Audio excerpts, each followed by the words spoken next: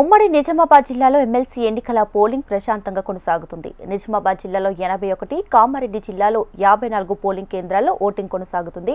నిజామాబాద్ జిల్లాలో 31,571 మంది పట్టభద్రులు, 3,751 మంది ఉపాధ్యాయులు, అలాగే కామారెడ్డి జిల్లాలో 16,410 పట్టభద్రులు, 2,011 టీచర్స్ ఓటు హక్కు వినియోగించుకోనున్నారు.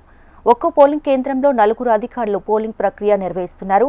ఎమ్మెల్సీ ఎన్నికల పోలింగ్ కు సంబంధించి మరిన్ని వివరాలు మా ప్రతినిధి భూపతి అందిస్తారు.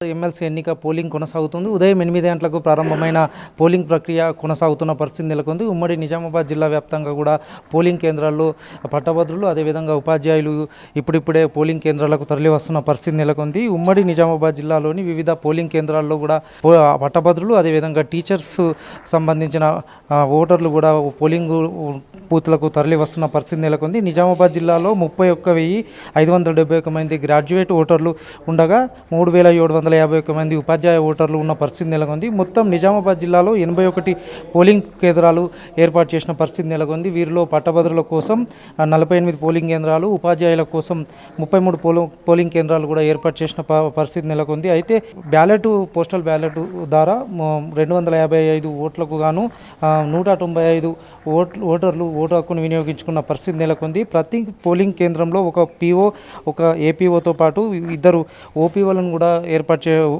వినియోగిస్తున్న పరిస్థితి నెలకొంది. అదేవిధంగా కామారెడ్డి జిల్లాలో మొత్తం 16,410 మంది పట్టభద్ర ఓటర్లు ఉన్నారు. వీరిలో మహిళలు 4,790 మంది ఓటర్లు ఉండగా పురుషులు 11,616 మంది ఓటర్లు ఉన్న పరిస్థితి నెలకొంది. కామారెడ్డి జిల్లాలో మొత్తం 29 పోలింగ్ కేంద్రాలను ఏర్పాటు చేసిన పరిస్థితి నెలకొంది. వీరిలో టీచర్స్ ఎమ్మెల్సీకి సంబంధించి మొత్తం 2,011 మంది ఓటర్లు ఉన్నారు. వీరిలో పురుషులు 1,307 ఓటర్లు, అదేవిధంగా మహిళలు 704 ఓటర్లు ఉన్న పరిస్థితి నెలకొంది. అయితే పట్టభద్రుల స్థానానికి మొత్తం 56 మంది అభ్యర్థులు బరిలో ఉన్నారు. అదేవిధంగా టీచర్స్ ఎమ్మెల్సీ స్థానానికి 15 మంది అభ్యర్థులు పోటీ చేస్తున్న పరిస్థితి నెలకొంది. ఇప్పటికే పోలింగ్ కేంద్రాల వద్దకు పట్టభద్రులు, అదేవిధంగా టీచర్స్ ఉపాధ్యాయులకు సంబంధించిన ఓటర్లు కూడా తమ ఓటును వినియోగించుకుంటున్న పరిస్థితి నెలకొంది. ఇప్పుడిప్పుడే పోలింగ్ కేంద్రాలకు తరలి వస్తున్నారు. నిన్న మహాశివరాత్రి వేడుకల సందర్భంగా ఉపవాస దీక్షలు విరమించిన తర్వాత కూడా పెద్ద సంఖ్యలో ఓటర్లు బారులు తీరుతున్న పరిస్థితి నెలకొంది.